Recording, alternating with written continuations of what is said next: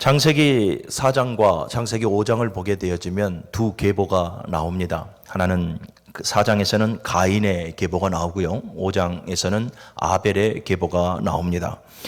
이 가인의 계보는 이 타락한 인간의 역사를 쭉 우리에게 잘 보여주고 있습니다. 이 가인의 계보를 보게 되어지면 타락한 이후에, 곧 죄범한 이후에, 그러니까 아벨을 죽이지 않습니까? 이 죄범한 이후에 4장 16절의 말씀을 보면 이렇게 한번 우리 봅시다. 4장 16절요. 창세기 4장 16절을 보면 가인이 여호와 앞을 떠나서 에덴 동쪽 놋 땅에 거주하더니 라고 말을 해요. 그 이전에는 지금 아벨을 죽이는 그러한 죄를 범하지 않습니까? 이 죄 범한 이후에 가인과 그의 후손들을 보면 방금 우리가 읽었던 16절의 말씀대로 여호와 앞을 떠났다라고 말씀을 해요. 여호와 앞을 떠났다. 이 떠나다라는 것이 벗어나다 또는 피하다 이런 의미를 가지고 있어요. 그러니까 죄된 사람의 그 특성을 여실없이 우리에게 그대로 지금 보여주고 있는 것 아니겠습니까? 죄 범함으로 말미암아서 여러분 죄를 범한 사람들의 특징이 뭐냐면 하나님의 낯을 피한다라는 거예요. 하나님의 낯을 피하고 하나님께로부터 벗어나려고 몸부림치는 거예요. 예, 죄된 모습으로는. 자, 그러면 이 지금 여호와 앞을 떠나서 이들이 어디로 가고 있습니까? 에덴 동편 놋 땅으로 거하였다라고 말씀을 하고 있죠.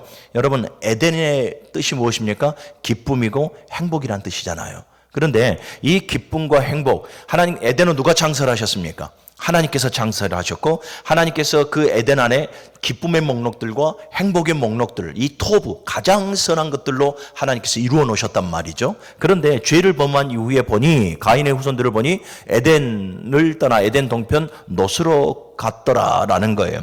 하나님을 떠나서 하나님의 눈을 피하여서 이 에덴 동편 놋으로 떠나갔는데 여러분 놋의 뜻이 무엇이냐면 도망하다, 떠돌다 또는 이 탄식하다, 한숨 쉬다 이런 의미를 가지고 있어요. 그러니까 문자 그대로 해석을 해보자면 하나님 없는 삶, 하나님을 피해 살아가는 삶, 나름대로 그들이 에덴 동편 놋으로 가서 열심으로 나름의 기쁨과 행복을 추구하며 살아간다 할지라도 하나님 떠난 인생의 삶의 결국은 탄식뿐이고 허무할 뿐이다라는 것을 우리에게 가르쳐주고 있는 거예요. 죄된 사람들이 그래요. 세상의 사람들을 보십시오. 죄의 문제를 해결하지 못하니 어찌 보면 세상살이는 우리보다 더 화려해요.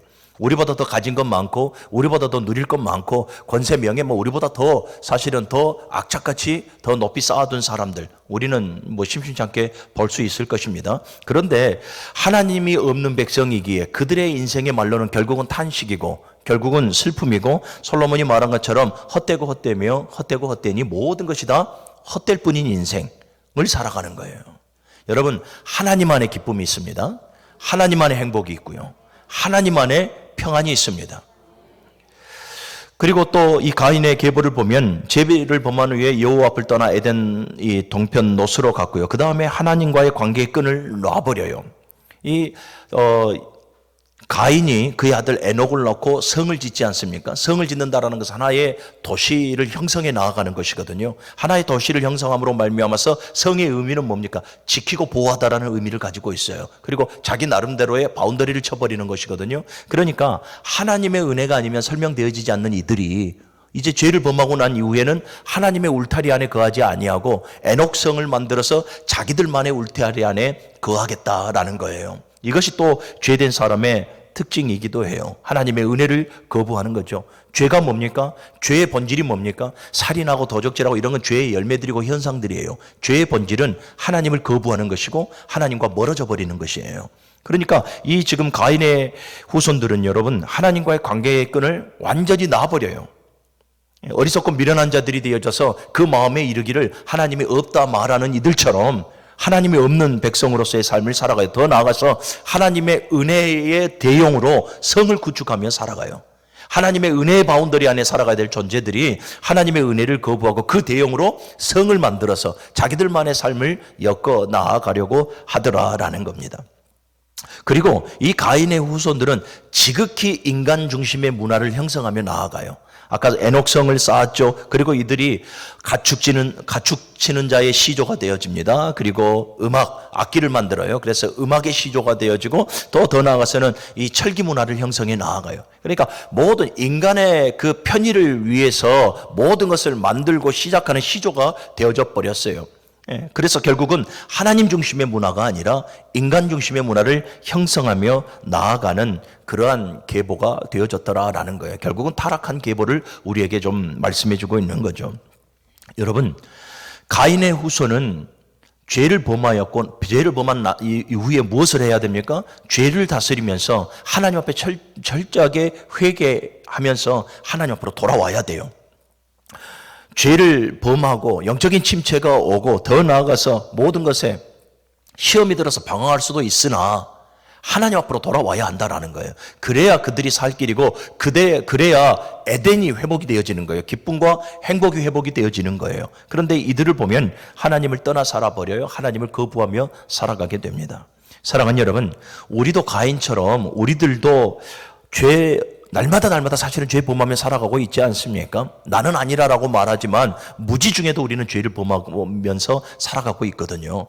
날마다 가인처럼 우리도 죄를 범하며 살아갑니다. 우리도 영적인 침체를 날마다 경험할 수 있고요. 또 시험에 들어서 방황할 수도 있습니다. 그러나 사랑하는 여러분, 그 정도로 끝내야 됩니다.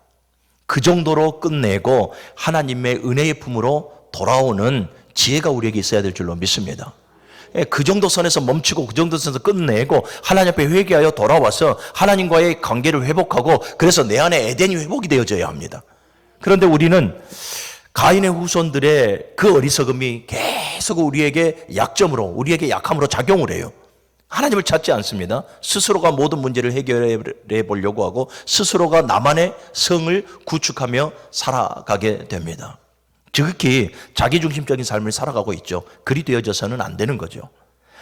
5장의 말씀을 보면 이제 아벨의 계보가 나옵니다. 아벨의 후손에 대해서 나오는데 아벨은 이 가인에게 죽임을 당한 최초의 순교자라 이렇게도 말을 합니다만은 어찌됐든 아벨이 죽고 난 이후에 하나님께서는 하나님의 나라를 위하여서 믿음의 계보를 이어나가도록 셋을 하나님께서 세우십니다. 셋이라는 사람을 하나님께서 세우시는데 그렇다고 해서 이 아벨의 후손들이 이 가인의 후손들처럼 죄를 범하지 않았느냐 그 말이 아니에요. 타락하지 않았느냐 그 말이 아니에요. 이들도 동일하게 여러분 죄를 범하고 또 죄 앞에서 약한 모습으로 타락하며 살아가는 모습들이 사실은 보여집니다. 동일한 성정을 가지며 살아갔다라는 거예요. 아벨의 후손들도 그 처음에는 여러분 죄 아래에서 살아가요. 죄의 굴레에서 벗어나질 못해요. 그래서 성경은 이렇게 말을 해요. 우리 5장 3절에서부터 5절의 말씀 같이 한번 읽어볼게요. 5장 3절에서부터 5절 시작. 아담은 130세에 자기의 모양 곧 자기의 형상과 같은 아들을 낳아 이름을 셋이라 하였고 아담은 셋을 낳은 후 800년을 지내며 자녀들을 낳았으며 그는 930세를 살고 죽었더라. 아멘. 이 3절에서 계속해서 반복적으로 말하는 것은 뭡니까? 자기의 모양과 자기의 형상이라 이렇게 말해요. 여러분, 이 땅의 인간은 누구의 모양과 누구의 형상으로 창조되어졌죠? 하나님의 모양과 하나님의 형상으로 창조가 되어졌어요. 그런데 죄를 범한 이후에 그 죄성 아래에서 죄의 습관 아래에서 살아가는 모든 인간은 하나님의 모양과 형상을 잃어버렸죠. 그래서 지극히 인간의 형상과 인간의 모양대로의 삶을 살아가고 있는 거예요. 그래서 자기의 모양과 자기의 형상대로 이 말은 여전히 아벨의 후손도 죄 아래에서 살아가고 있었다라는 것을 우리에게 시사를 해주고 있는 것이죠. 그런데 여러분, 이 아벨의 후손이 가인의 후손과 완전하게 다른 점이 하나가 있어요. 이 다른 점은 너무나 커다란 그러한 결과를 초래하게 됩니다. 4장 26절에 한번 봐봐요. 4장 26절 시작. 셋도 아들을 낳고 그 이름을 에노스라 하였으며 그때에 사람들이 비로소 여호와의 이름을 불렀더라. 아멘. 이 셋이 에노스를 낳았습니다. 에노스를 낳고 그때부터 그 다음에 단어가 뭡니까? 비로소 여호와의 이름을 불렀더라. 그러니까 이 에노스를 낳기 전까지는 지금 어떻게 살아왔다라는 것입니까? 사실은 가인의 후손들과 별반 차이 없이 그렇게 살아왔다라는 거예요. 자기중심적인 삶을 살아왔고요. 때로는 하나님의 은혜를 거부하며 살아왔고요. 때로는 하나님의 음성과 때로는 그 감동 아래 모른 체하며 이들도 고개 숙이며 살아왔다는 얘기가 되어져요. 그런데 이 아벨의 후손과 가인의 후손의 다른 점이 바로 이거예요. 가인의 후손은 끝까지예요. 끝까지 하나님을 떠나서 살아갔다라고 한다면 이 지금 아벨의 후손, 그것도 셋의 후손, 셋이 에노스를 낳고 비로소 여호와 이름을 불렀더라. 다르죠. 끝까지가 아니에요. 여기서 비로소 여호와 이름을 불렀더라. 이 불렀다라는 카라라는 단어는 도움을 청하다 또는 찬양하다 이런 의미도 가지고 있어요. 그러니까 이들은 뭡니까? 세상 가운데서 가인의 후손처럼 별반 차이 없이 그렇게 살아왔어도 그들의 마음의 중심에는 언제나 누가 있었습니까? 하나님이 있었다라는 것을 우리로 하여금 알게 하는 거예요. 그리고 그 때가 되면 이들이 어떻게 해요? 하나님을 기억하고 하나님의 은혜를 기억하고 그분의 성호를 기억함으로 말미암아서 이제 공식적으로 뭐 했다라는 것입니까? 하나님을 찾았다, 찬양했다라는 거잖아요. 불렀다라는 것이. 그러니까 찬양했다. 공식적으로 이들이 이제 예배의 문화를 형성해 나아갔다라는 거예요. 가인은 어떠합니까? 가인은 지극히 인간의 문화를 형성해 나아갔지 않습니까? 에녹성을 쌓고 가축치는 자, 음악하는 자, 또 이 철기를 만들어 사용하는 자의 시조가 되어졌으니 지극히 인간의 문화를 형성해 나아가는 자들이 바로 가인의 후손이었다면 아벨의 후손들은 뭐예요? 비로소 여호와의 이름을 불렀더라. 여호와께 도움을 청하였더라. 여호와를 찬양했더라.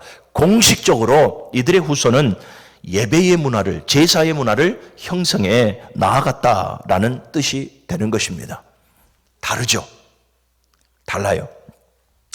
여러분, 가인의 후손들처럼 동일한 삶을 살아가면서도 이들은 예배를 갈급해 왔고요. 하나님을 향한 찬양을 갈급해하고 더 나아가서는 하나님의 은혜를 갈급하게 생각하며 살아왔다라는 거예요. 그래서 이제 이 제사의 문화를 형성해 나아가면서 하나님과의 관계의 그 끈을 놔버리지 않았다라는 거예요. 아멘. 하나님과의 관계를 끈을 놔버리지 않아요. 이들의 한평생이에요. 여러분 인생의 연수가 70여 길면 80이라 그러잖아요. 그런데 이 지금 우리가 읽었던 5장의 연수를 쭉 보십시오. 무드셀라 같은 경우에는 969세를 살았어요. 부럽죠? 그래요? 969세, 거듭 1000년이 되어지지 않습니까? 여러분 이 1000년 동안 제사의 끈을 놓지 않았다라는 거예요. 제사의 문화를 쭉 형성하고 2000년 동안 그 제사의 문화를 자손들에게 계속해서 계승해 주었다라는 거예요. 그러니까 믿음의 계보를 쭉 이어나아가면서 하나님의 나라를 세워 나아가게 되어진 것이죠. 다르죠? 가인의 후손과. 여러분 우리 무능제일교회가 바로 이래야 됩니다. 저와 여러분들도 가인의 후손들처럼 연약하게 살아가요. 동일하게 살아갈 때가 많아요. 그렇지만 가인의 후손들처럼 놔버리지 말아야 될 것이 있으니 하나님의 은혜예요. 하나님의 은혜를 놔버리면 안 돼요. 그 은혜를 우리가 누리기 위해서는 여러분 우리가 드려진 이 공식적인 예배뿐만 아니라 우리의 삶도 하나님께서 기뻐 받으시는 산 제물의 삶이 되어져야 하는 거예요. 여러분들이 선포하시기를 바랍니다. 이제 오늘 우리가 예배하는 이 공식적인 예배뿐만이 아니라 내일부터 진행이 되어지는 우리의 삶도 하나님께서 기뻐 받으실 만한 산 제물의 삶이 뭐예요? 예배의 삶이에요. 예배의 삶을 살아가겠다. 우리가 선포하며 나아갈 수 있는 우리 모두가 되어지시기를 주님의 이름으로 간절히 축원합니다. 한 인생 969년 가장 길게 살았으니까요. 이 외에도 다른 분들 보게 되면 800년 600년 엄청난 수백 년의 삶을 살아가잖아요. 그 수백 년의 삶 가운데에 세상에 섞여 살아가고 있지만 하나님과의 관계의 끈을 놔버리지 아니하고 하나님의 은혜를 사모하여서 계속해서 지속적으로 예배의 문화를 형성해 갔고 예배의 문화를 계승해 갔더라. 그러니 봐보십시오. 이제 결과가 어떤 차이가 나옵니까? 가인의 후손은 유기된 자, 유기됐다라는 것은 버려진 자예요. 하나님의 기억에 잊혀진 자예요. 그런데 이 아벨의 후손들은 하나님의 긍휼하심을 얻게 됩니다. 엄청난 차이가 있죠. 우리 무능제일교회 모든 성도들이 하나님께서 기억하시는 그 한 사람이 되어지기를 간절히 소원합니다. 하나님께서 찾으시는 그 한 예배자가 되어지기를 간절히 소원합니다. 오늘 또 본문에 보게 되어지면 이 아벨의 계보 중에 우리가 기억할 만한 대표적인 인물이 나옵니다. 누구겠습니까? 에녹이죠. 주보를 한 번이라도 봤으면 알 건데 에녹처럼 하나님과 동행하라 했으니 아벨의 계보 중에 대표적인 인물을 우리는 만나게 됩니다. 에녹입니다. 오늘 본문을 다시 한번 볼까요? 다시 21절에서부터 한번 또 읽어봅니다. 시작. 에녹은 65세에 무드셀라를 낳았고 무드셀라를 낳은 후 300년을 하나님과 동행하며 자녀들을 낳았으니 그는 365세를 살았더라. 에녹이 하나님과 동행하더니 하나님이 그를 데려가심으로 세상에 있지 아니하더라. 아멘. 오늘 에녹이라고 하는 인물이 나옵니다. 아벨의 후손이고요. 이 에녹은 하나님과 동행하는 삶을 살았더라라고 이렇게 우리에게 말씀해 주고 있어요.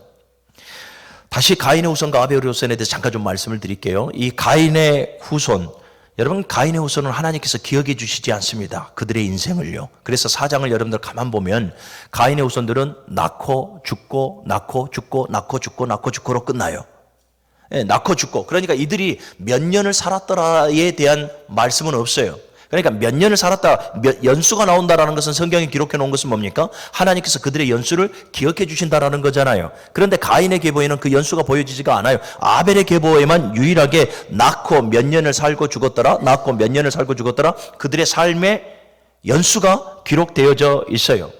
그러니까 가인의 후손들의 삶은 가치 없는 삶이에요. 하나님과 전혀 상관없는 삶이고 하나님께서 기억해 줄 만한 삶이 되어지지 못해요.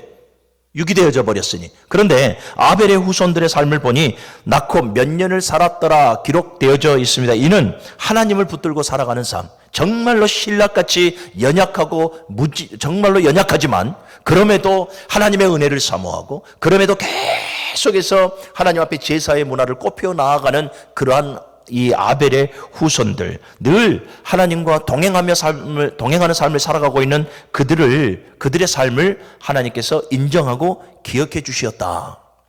사랑하는 여러분, 어떤 인생이 가장 복된 인생입니까? 하나님께서 기억해 주신 인생이 가장 복된 인생이에요. 여러분, 주님 오시는 그날에 주님께서 우리의 행위책과 생명책을 갖고 오시지 않습니까? 그 안에 우리의 행위들이 세세면밀하게 아주 기록되어져, 너무나 구체적으로 기록되어져 있어요. 숨길 게 아무것도 없어요. 다 드러나게 되어집니다.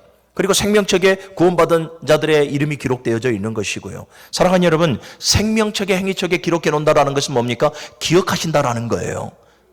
여러분들의 인생을 한번 돌아보시기를 바랍니다. 한 장면 한 장면을 한번 돌아보세요. 과연 내 인생에 하나님께서 나를 기억해 주실 만한 그 시간을 한번 딱 여러분들이 정리해서 함축적으로 딱 생각을 해본다면 내 인생 동안 하나님께서 나를 얼마나 기억해 주실까? 여러분들은 얼마나 기억해 주신다고 생각하십니까? 60년을 살았다 그러면 적어도 한 10분의 1만 기억해 줘도 6년의 삶을 하나님 앞에 내가 정말로 하나님께서 기억해 주는 삶을 살아왔다라는 건데, 그런데 모르겠습니다. 제 삶을 돌아보면 그렇게 하나님께서 기억해 줄 만한 삶이 보여지지가 않습니다. 날마다 부끄러운 삶에 무너져서 오는 제 자신을 더 많이 발견하기 때문에 그런 것 같아요. 사랑하는 여러분, 하나님을 붙들며 은혜를 사모하며 살아갈 수 있는 우리 모든 성도들이 되시기를 주님의 이름으로 간절히 축원합니다. 사람에게 기억되고 사람에게 평가받는 삶이 아니라요, 하나님께 기억되어지고 하나님께 평가받는 그 삶이 진정으로 복된 삶이고 하나님의 긍휼하심을 얻을 수 있는 삶이 바로 그러한 삶이다라는 것을 여러분들이 기억하시기를 바랍니다. 에녹이 하나님과 동행하였다. 이 동행이라는 단어가 할라크라는 단어인데요, 함께 걷다 또는 보조를 같이 하다라는 의미도 있지만 어떠한 방식에 동의하여서 따르다라는 의미도 가지고 있어요. 어떠한 방식, 어떠한 방법에 동의하여 그를 따르다라는 의미도 가지고 있어요. 그러니까 에녹이 하나님과 동행하였다라는 말은 여러분, 하나님보다 앞서가지 않았고 하나님보다 뒤처지지도 아니하였다. 동행하였으니, 보조를 맞춰갔으니 앞서지도 뒤처지도 아니하였다라는 것이죠. 그리고 또 어떠한 방식, 어떠한 방법에 동의하여 따르다라고 말을 했으니 어떠한 방법이에요? 하나님의 뜻이에요. 하나님의 뜻, 하나님께서 제시하시는 말씀, 하나님께서 우리로 하여금 제시하시는 모든 근거에 동의하고 따르는 삶을 살아갔다. 이게 로마서 12장 2절의 말씀 아니겠습니까? 하나님의 선하시고 온전하시고 기뻐하신 뜻이 무엇인지를 분별하며 살아갔더라라는 말이 됩니다. 우리 무릉교회 모든 성도들이 이 에녹의 영성을 가지시고 하나님과 동행하는 삶을 살아가시기를 바랍니다. 하나님보다 앞설 필요도 없고요, 앞서다가 우리는 낭패의 삶을 경험합니다. 뒤처질 필요도 없고 또 하나님의 그 선하신 방식, 하나님께서 우리에게 제시하시는 그 말씀에 보조를 맞추며 살아가는 우리 모두가 되어져야 하는 줄로 믿으시기를 바랍니다. 그런데 우리는 자꾸 여기서 이제 설득하는 거죠. 목사님, 에녹은 그래도 우리하고 다르지 않습니까? 여러분, 에녹이 우리랑 다르다고 생각한다면 누가 더 유리하겠습니까? 사실은 우리가 훨씬 더 유리해요. 왜요? 우리에게는 성경이라는 특별 계시가 있잖아요. 성경을 하나님께서 우리에게 주셨잖아요. 그래서 어떠한 방식으로 우리가 살아가야 될 것인가를 너무나 구체적으로 우리에게 설명해 주고 있잖아요. 그러니까 사실은 우리가 더 유리한 조건이에요. 그런데 우리는 자꾸 목사님, 에녹은 우리가 다르지 않습니까? 이렇게 우리는 말을 해요. 자기를 핑계하려고 하는 거예요. 여러분, 우리 다시 본문의 말씀을 봅시다. 21절의 말씀을 보면 에녹은 65세에 무드셀라를 낳았고 무드셀라를 낳은 후 300년을 하나님과 동행하였다. 이렇게 말을 하고 있지 않습니까? 자, 주의 깊게 한번 봐보세요. 에녹이 65세에 무드셀라를 낳았다. 이 말은 뭐예요? 에녹이 하나님과 동행하였다라는 것을 우리가 전제로 봤을 때 정말 에녹이 거룩한 삶을 살았다. 정말 에녹이 이 세례 요한처럼 이 구별되어진 삶을 살았다. 에녹이 특별한 삶을 살았다. 뭐 독신의 삶을 살았다든지 또는 금욕의 삶을 살았다든지 이런 것이 아니라 우리와 똑같은 성정을 가지고 살았다라는 말이에요. 그러니까 에녹도 여러분 65세 이전에는 우리와 똑같이 세상 가운데 삶을 살았고 똑같이 장가들어 가정을 이루며 살았고 똑같이 자녀를 낳으며 살았고 세상 가운데 살면서 똑같이 그렇게 살아왔다라는 거예요. 우리와 성정이 똑같다라는 거예요. 그러니까 유불리를 따질 필요가 없어요. 에녹이 그러한 삶을 살았다. 그리고 이후에 300년 동안 하나님과 동행하였다라는 것은 이제 우리도 그러한 삶을 살아갈 수 있다라는 거예요. 이제 우리도 더 이상 핑계대지 아니하고 에녹처럼 하나님과 동행하는 삶을 살아갈 수 있다라는 것을 우리에게 지금 말씀하고 있는 거예요. 그러니까 여러분 핑계하지 마요. 하나님과 동행하며 살아가기 좋은 조건은 우리가 더 가지고 있어요. 말씀이 있잖아요. 교회를 세우셔서 하나님의 교회를 세우셔서 돕는 이 조력자들과 함께 하도록 하나님께서 만들어 주셨잖아요. 날마다 목사를 통해서 여러 매체들을 통해서 우리에게 원하시는 바를 하나님께서 계속해서 말씀을 우리에게 지금 증거해 주시고 있잖아요. 아멘. 성령께서 우리 안에 계시지 않습니까? 예. 그래서 그 보혜사 성령께서 날마다 감동감아 인도하심으로 말미암아 선한 길 의의 길 옳은 길로 우리를 인도해 주시지 않습니까? 말씀이 되어지고 믿음이 되어지도록 우리를 계속해서 강권하여 주시지 않습니까? 그러니까 여러분 하나님과 동행하는 삶을 살아가는 데는 우리가 더 조건이 유리해요. 그런데 저와 여러분들의 삶을 보면 사실은 하나님과 동행하는 삶이 에녹보다 못할 때가 더 많아요. 다시 한 번 더 돌아봅시다. 여러분 우리의 삶, 우리의 인생을 돌아보면서 하나님께서 나의 삶을 기억해 주시고 나를 인정해 주시는 삶이 과연 얼마나 될까 한번 생각해 보세요. 내가 하나님보다 앞서지도 아니하고요, 뒤서지지도 아니하고요, 내가 하나님의 그 선하신 뜻에 따라 살아가는 그 삶이 과연 얼마나 될까? 한번 깊이 한번 오늘 말씀 앞에서 깊이 한번 생각해 보자 이 말이에요. 여러분 그렇게 생각해 볼 때에 우리는 한없이 부끄러운 거죠. 에녹은 65년에 우리가 똑같은 성경의 삶을 살았지만 이후에 300년은 성경이 우리에게 증거해 주기를 하나님과 동행하는 삶을 살았다라는 거예요. 그러니 적어도 에녹이 365세의 연수를 살았으나 적어도 하나님께서 300년의 삶을 기억해 주는 거죠. 그래서 히브리서 11장을 보면 믿음으로 에녹은 하나님과 동행하였다라고 우리에게 증거해 주고 있는 것입니다. 사랑하는 우리 문흥교회 모든 성도 여러분, 우리도 그래서 할 수 있는 거예요. 우리도 에녹처럼 하나님과 동행한 삶을 살아갈 수가 있는 거예요. 자, 하나님과 동행하십시오. 세 가지 말씀을 드립니다. 하나는 하나님과 동행한다라는 것은 뭐냐면 하나님의 뜻에 맞춰 살아간다라는 거예요. 그러니까 우리의 인생의 목적이 뭡니까? 하나님의 뜻을 이루고 하나님의 나라를 세워 하나님의 영광을 드높이는 거예요. 웨스트민스터 여러분 신앙 소요리 문답을 보십시오. 인생의 제일됨의 목적이 무엇인가? 하나님을 영화롭게 하는 것이며 하나님을 기쁘게 하는 것이다라는 거예요. 하나님을 기뻐하는 것이다라는 거예요. 할렐루야. 이것이 하나님의 뜻이며 우리 인생의 목적이 되어져야 돼요. 무엇을 먹을까 입을까 마실까 이방인의 삶의 목적이 아니라 하나님의 나라를 위하여 하나님의 뜻을 위하여 우리는 하나님과 동행하는 삶을 살아가는 우리 모두가 되어져야 하는 거예요. 하나님과 동행한다고 하면서 하나님의 뜻과는 전혀 상관없이 가인의 후손들처럼 여전히 내 방식대로, 여전히 내 방법대로 살아가는 것은 여러분 하나님과 동행하는 삶이 아닌 거죠. 기억하시기를 바랍니다. 또 하나님과 동행한다라는 것은 아까 하나님의 뜻에 맞춰 산다라는 것은 목적이에요. 인생의 목적. 또 하나는 방법이에요. 인생의 방법, 인생의 방향. 그러니까 곧 하나님의 방법에 나를 맞춰 살아간다라는 거예요. 하나님께서 우리에게 제시해 주시는 그 방법, 그 방식에 따라 살아간다라는 거예요. 여러분, 우리는 하나님의 뜻이 무엇인지를 알죠.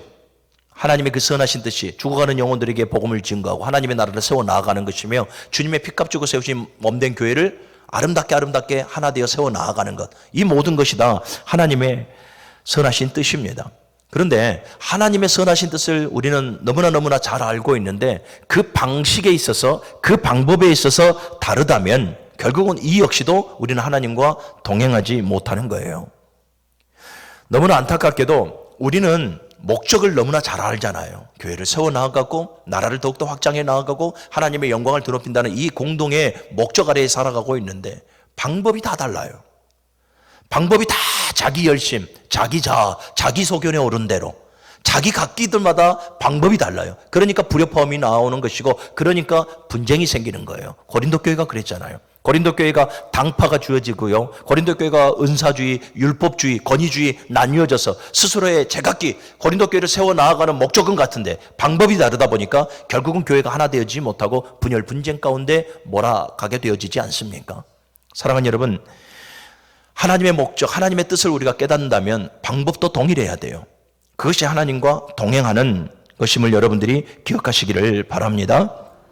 또 하나님과 동행한다라는 것은 결국은 뭐냐면 하나님과 발걸음을 같이 해야 한다라는 거예요. 앞서지도 아니하고 뒤처지지도 말아야 한다라는 것이죠. 아까 제가 말씀드린 이 동행이라는 단어가 할라크예요. 그러니까 보조를 맞추어 가다. 보조를 맞추는 것이 뭐예요? 발 맞추어 가다라는 것이거든요. 앞서지도 뒤처지지도 아니하고 보조를 맞춰가는 거예요.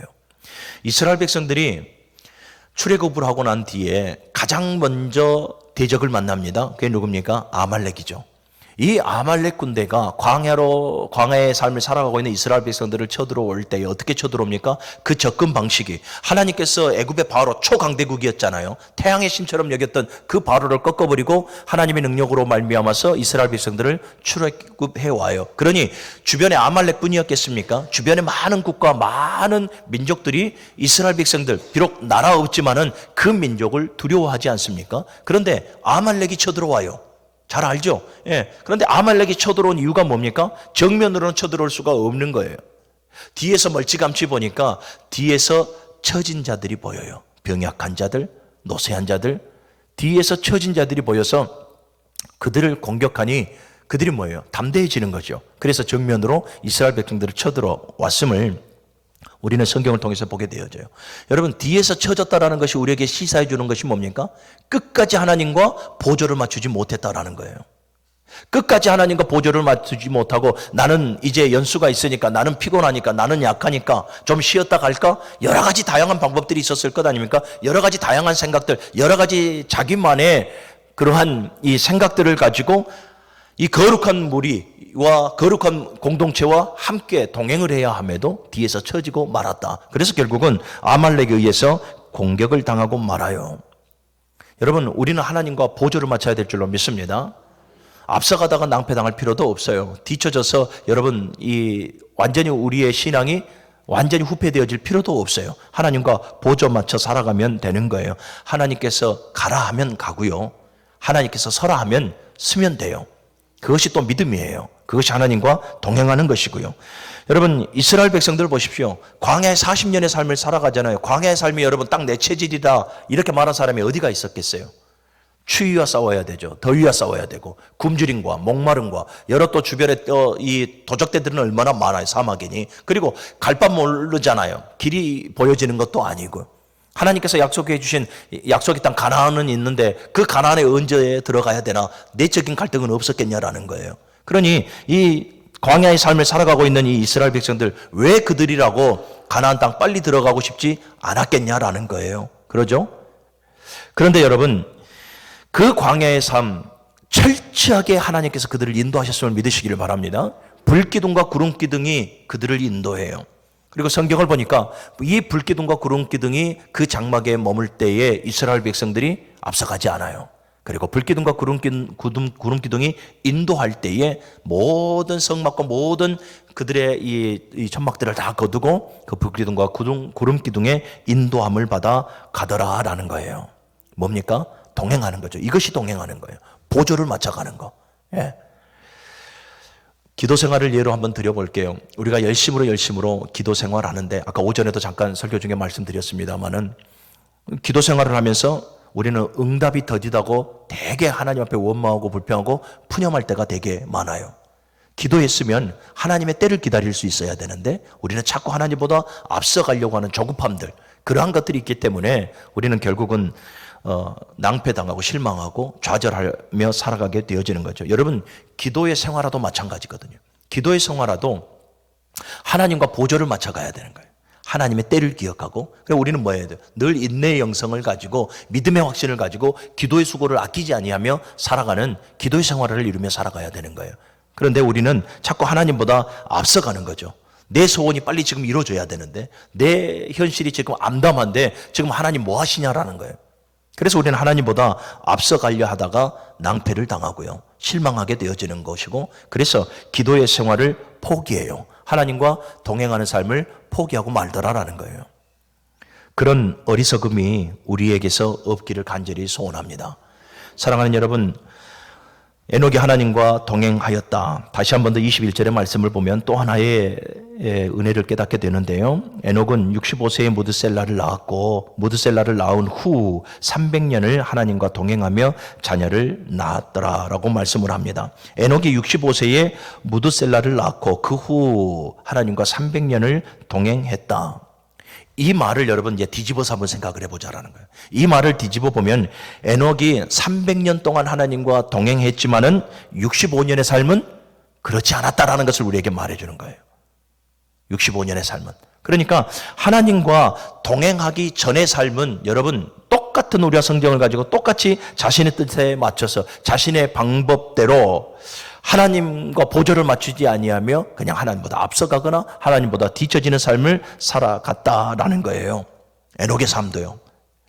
여기서 우리가 한 가지 깨닫고 가야 될 것이 바로 그거예요. 여러분 성경에도 보게 되면 바울 되기 전에 사울의 삶이 있었죠. 베드로가 베드로 되기 전에 시몬의 삶이 있었고, 또 오늘 에녹도 300년 동안 하나님과 동행하는 삶을 살아가기 전에 65년에 자기를 위한 삶이 있었듯이 오늘 우리 모두도 다 하나님과 지금까지 하나님과 동행하지 못한 그 삶이 우리에게도 있었다라는 것을 말씀해 주고 있어요.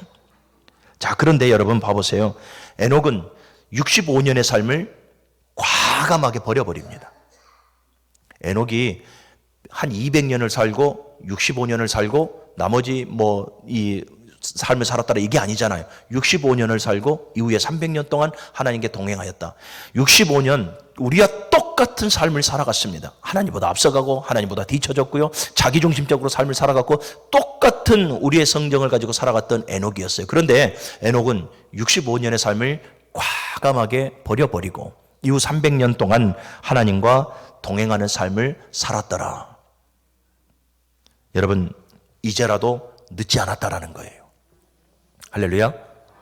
이제라도 늦지 않았다라는 거예요. 여러분 영적인 매너리즘에서 빠져나오시기를 간절히 소원합니다. 예. 여러분 지금이라도 늦지 않았어요. 우리도 지금이라도 하나님과 동행한 삶을 살아갈 수 있다라는 거예요. 지금이라도 하나님의 그 선하신 목적하신 바대로 보조를 맞춰서 하나님께서 우리에게 제시하시는 방식과 방법대로 지금이라도 우리는 살아갈 수 있다라는 거예요. 지금이라도 말씀보다 성령보다 기도보다 앞서가지 아니하고 하나님과 동행한 삶을 지금이라도 살아갈 수 있다라는 거예요. 지금이라도 성령으로 살고 성령으로 행하는 삶을 지금이라도 우리는 살아갈 수 있다라는 것을 지금 우리에게 보여주고 있는 거예요. 아멘. 그러니 여러분 우리는 하나님 앞에 핑계할 수가 없는 거예요. 하나님 내 삶이 여차저차합니다. 그러니 내가 하나님과 동행하지 못해. 우리 이제 더 이상 이거 하지 말라라는 거예요. 핑계하지 말라라는 거예요. 이제는 정말 우리가 성령으로 살고 성령으로 행하는 삶, 말씀보다 성령보다 기도보다 앞서가지 않는 삶, 모든 순간에 신앙의 생활화를 이루는 삶, 이것이 바로 이기는 자의 삶이거든요. 이 삶을 이제는 살아가는 데에 더 이상 여러분들 핑계하지 말라라는 거예요. 사랑하는 여러분, 이제부터 시작합시다. 이제부터 정말로 하나님보다 앞서가지 말고, 이제부터 하나님 이 거룩한 공동체에서 뒤처지지도 말고요, 하나님과 동행하는 삶을 이제부터 우리가 살아갈 수 있는 그런 우리 모두가 되어지기를 간절히 소원합니다. 그러니 우리 무릉교회 모든 성도 여러분, 오늘 에녹이 하나님과 동행하였더라. 특별한 사람이 아니에요. 우리와 똑같은 성정을 가진 사람이에요. 그런데 그가 65년의 삶을 뒤로하고 하나님 앞에 결단하며 나아가니 하나님께서 그를 도우시지 않았겠습니까? 그에게 힘을 주셨을 거예요. 그에게 지혜를 주셨을 것이고 그를 이끌어 주셨을 것입니다. 하나님과 동행할 수 있도록 말입니다. 그러니 여러분, 이 시간 우리가 하나님 앞에 결단하고 각오하고 나가면 하나님께서 우리의 결단과 각오를 도우실 겁니다. 그래서 우리도 에녹처럼, 여러분, 주님 오시는 그날에 그 기록책 안에 에녹이 하나님과 동행하였더라. 무릉교회 모든 성도들이 하나님과 동행하였더라. 여러분, 이거 기록되어지거든요. 믿으시길 바랍니다. 믿으시기를 바랍니다. 무릉교회 윤성록 목사가 하나님과 동행하였더라. 우리 이거 확인하고 잘했다 칭찬받는 그런 성도들이 되어져야 할 줄로 믿습니다. 하나님과 동행할 수 있기를 주님의 이름으로 간절히 축원합니다.